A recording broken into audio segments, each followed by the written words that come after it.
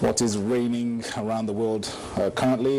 Today we're going to be looking at a different angle to this, and that is looking for local or alternative solutions. First and foremost, just give us your take on exactly what we're talking about when we refer to traditional, complementary and alternative medicine. Thank you very much for having me. I always like to look at it from both religious and scientific angle. And let us do a bit of recall that when man existed, before his existence, God did something. He gave him a good environment, and then there was the Garden of Eden. One will wonder why, what was in the Garden of Eden? The Garden of Eden had all the fruits, the food. So God wanted us to live well, isn't it? And gave us a good climate. But you can now see what is happening generally. We may talk, yes, we know there is a pandemic of COVID.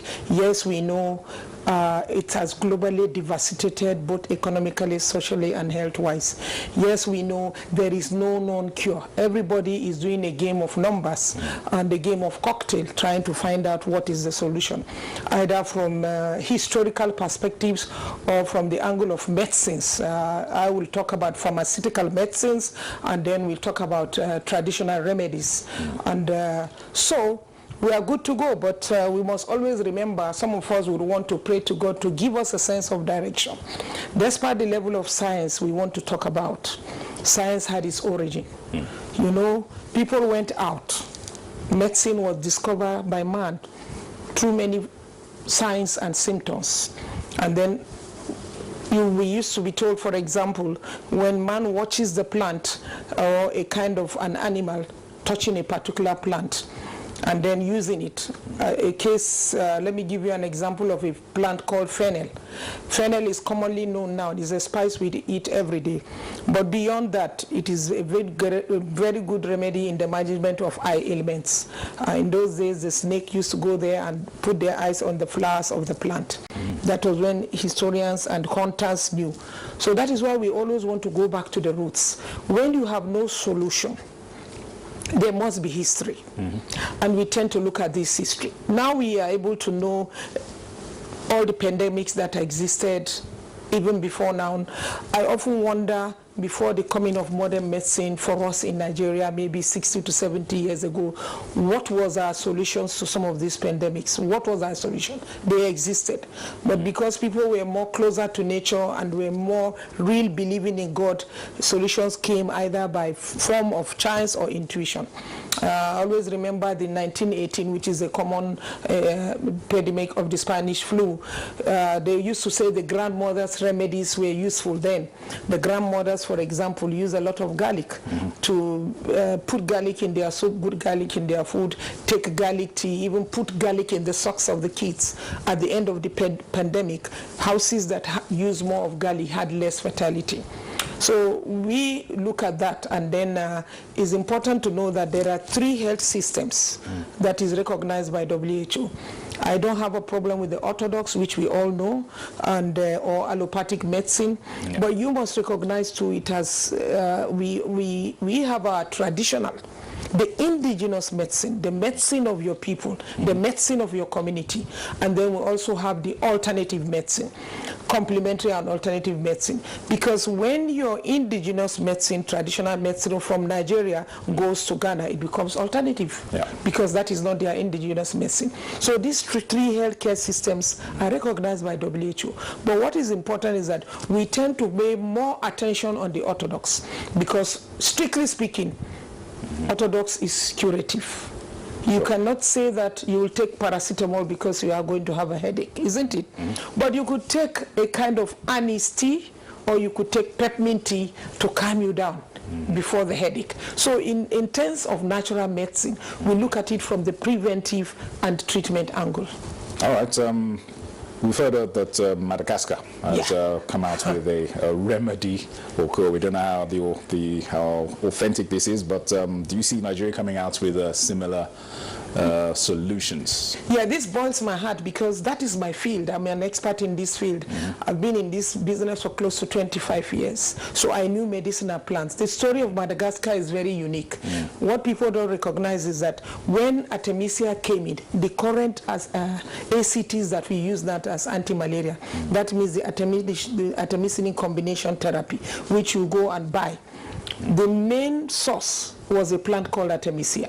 When some of our companies, pharmaceutical companies, needed to use Artemisia to process and get the synthetic ACT, they tend to come to Africa to look at where there are arable lands so that they can grow the plant. And Madagascar happens to be one of the country that was used to grow those Artemisia. So that means Madagascar was cultivating Artemisia for pharmaceutical company to produce the ACTs we use today.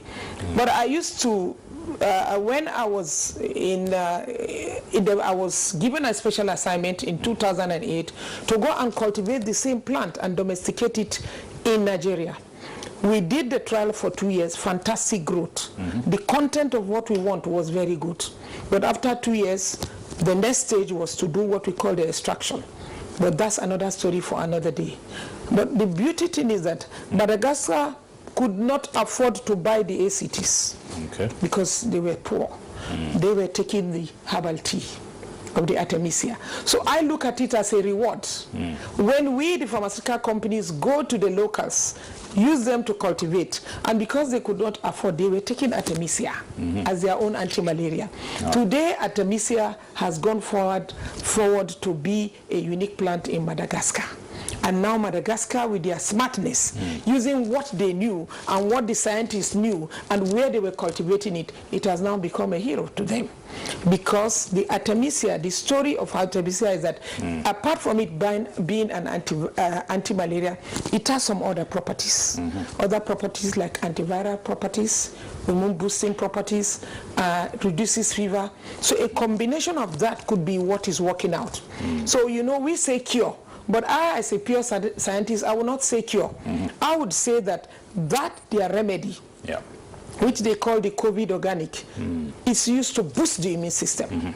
And once you boost the immune system, your ability to resist the COVID is stronger. So, and then you can see the president joyfully took the concoction or whatever you call it, and is really helping them in the sense that it boosts the immune system. I think it's important to make that clarification. Yes. It's not to actually cure, but you know, that's why when people talk, yes, because I would say from the composition, because for you to say a cure, there are protocols. Exactly. We in terms of pharmaceutical drugs, we have protocols, and the protocols we say clinical trials 1, 2, 3.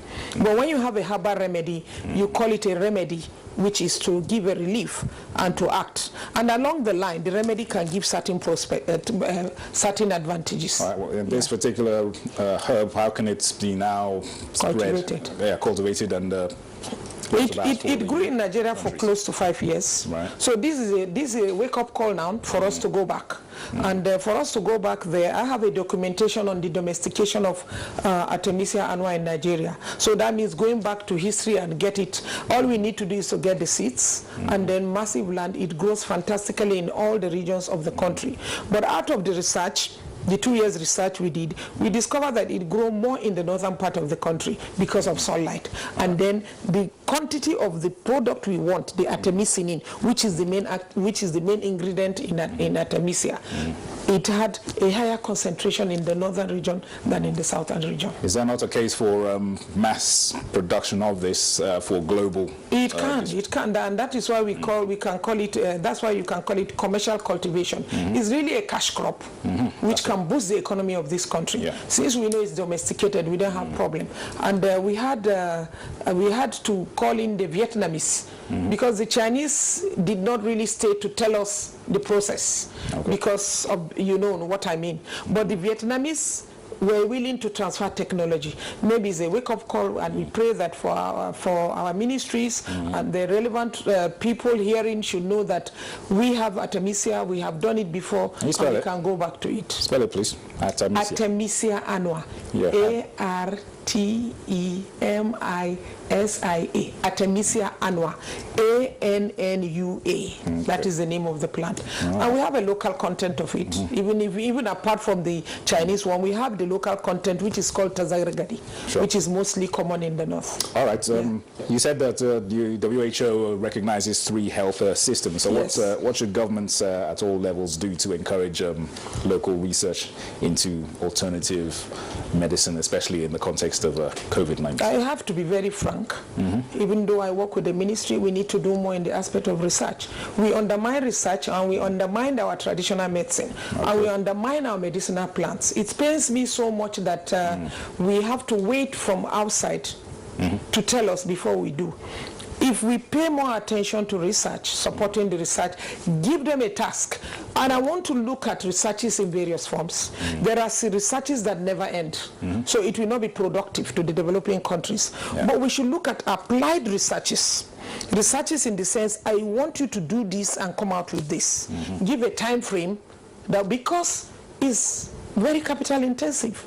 So if I know now, for example, that time was to domesticate Artemisia annua, for 2 years, we got that. We got a scorecard for that. Then the next stage was to do the extraction. All right. Then we can have a time for that. And gradually, if research is being paid, and then we must begin to look at our practitioners.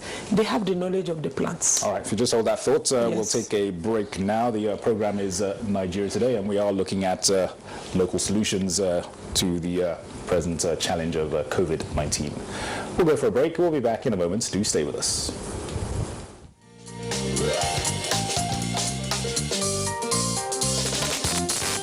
COVID-19 transmission is mostly through droplets from sneezing and saliva. The most effective way to protect yourself from the virus is to practice good personal hygiene. Wash hands with soap under running water, or use an alcohol-based sanitizer if water is not available. Maintain at least 2 meters distance between yourself and anyone who is coughing or sneezing. Cover your mouth and nose with your elbow or tissue when you cough or sneeze. Dispose of the used tissue immediately. If you have traveled recently to a country with COVID-19 outbreak in the last 14 days and you have a fever, cough, or breathing difficulty, call NCDC toll-free numbers before going to the hospital. This message is from the National Orientation Agency.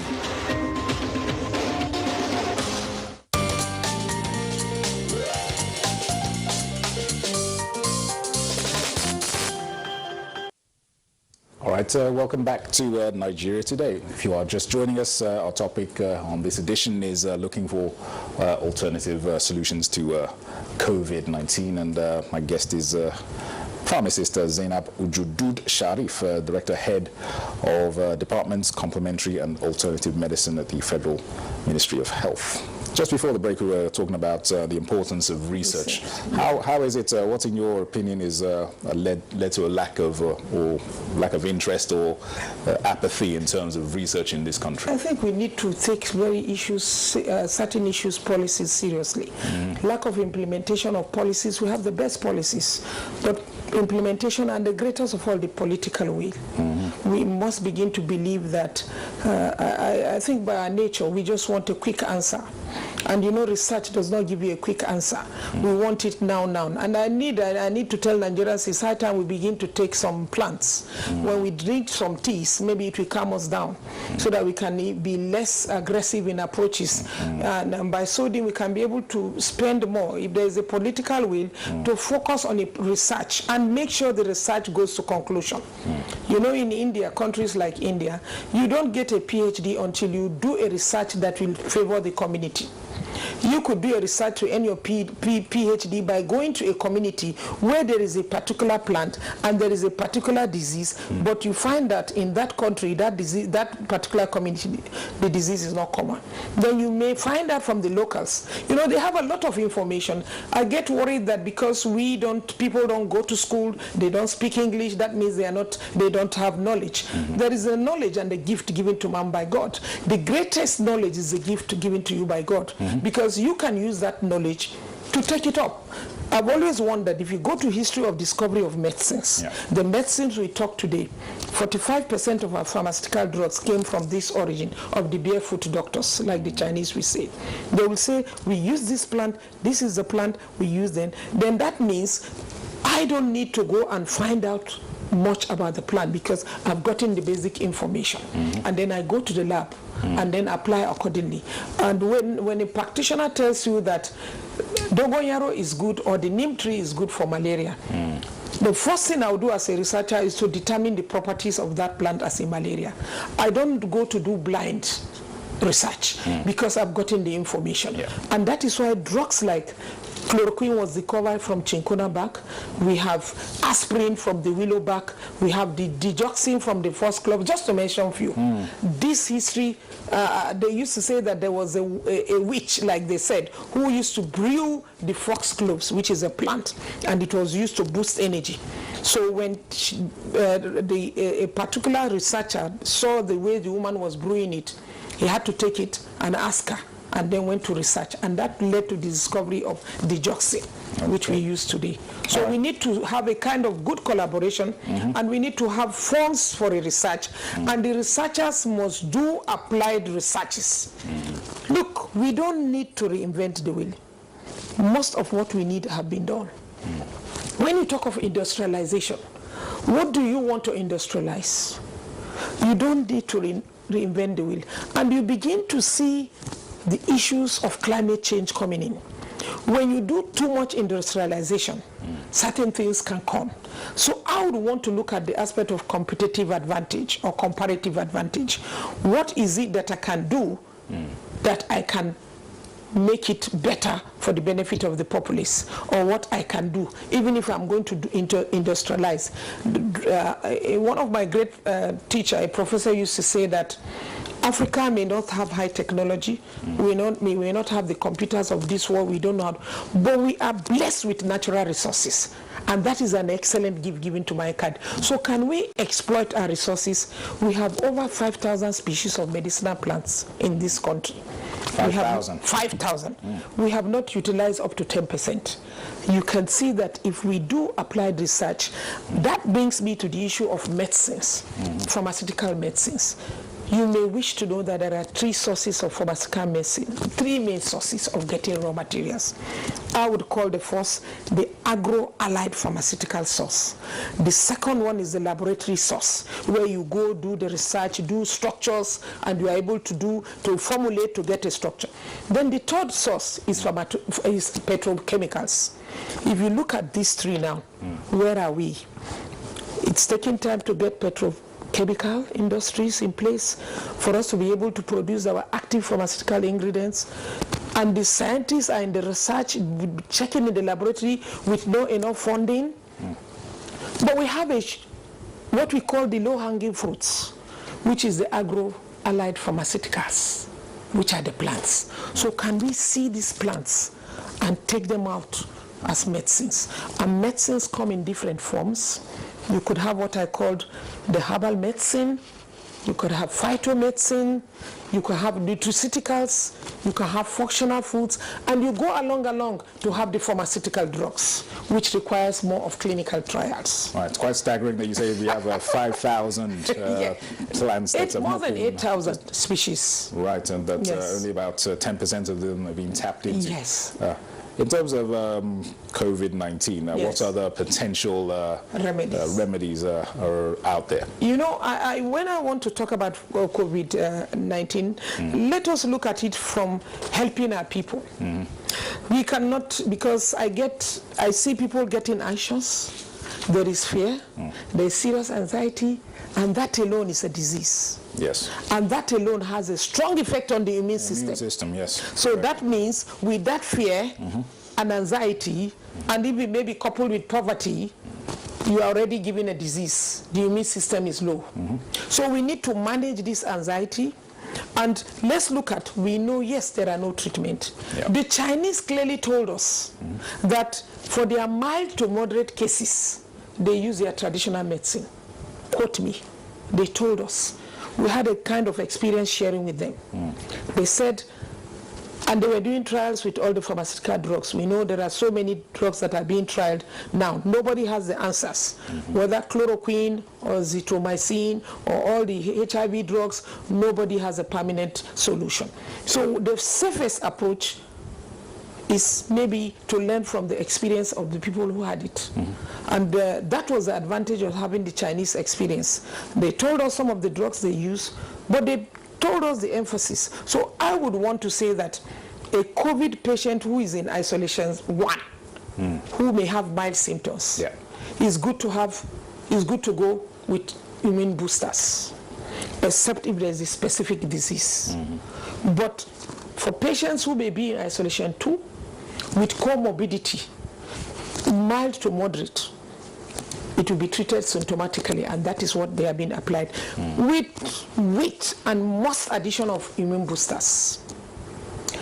And for the critical cases, like the Chinese said, and the severe cases, then strictly, that is where the issue of ventilators and some strong pharmaceutical drugs are applied. So what is our advantage? Our advantage generally as people is to do the indirect approach. Sure. And the indirect approach is to boost your immunity. The immunity is the ability of the body to resist diseases. Certainly. And when you say immunity, boosting immunity, what are we looking at? Basic examples to give our viewers so that we'll have a good take. Okay? Very quickly, please. Yeah. Quickly, we'll say you boost my immunity. People will say, I would recommend using fresh juices that I called life juices. All right. Blending the carrot and the cucumber, or blending the bitter leaf and the carrot.